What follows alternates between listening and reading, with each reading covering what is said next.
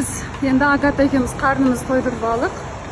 Ой, осындай машина бұйырсын, құдай қаласа мағанда. Агатаның машинасымен қаланы аралаймыз, короче.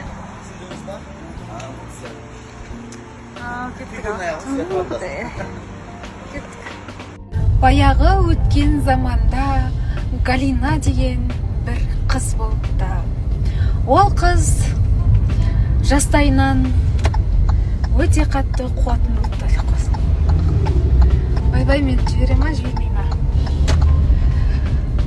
Ішіміз күтті, қыз не күтті, өмір не күтті. Істеп жүрмен, мен кіммін деп қоқыт.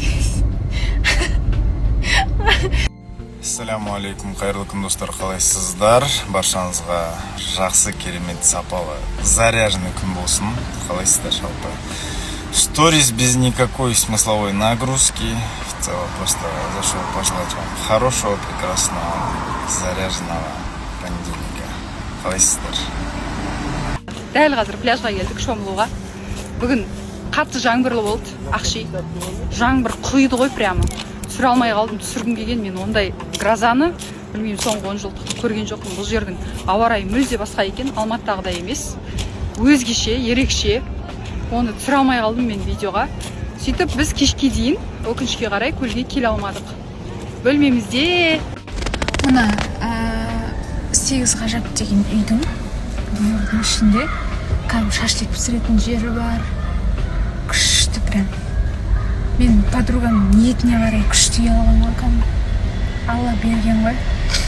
Мен қасқан ниетім деп қой. Ойнайтырмыз. Не екен түрен. Бүгін, кстати, таксиге мінген ғой. Бір апай келіп бастады. Әдемі жаңбырды тамашалап жаттық. Қазір сөйтіп кештетіп көлге кеп қалдық. Күн салқын дейді, негізі, бірақ маған салқын емес сияқты.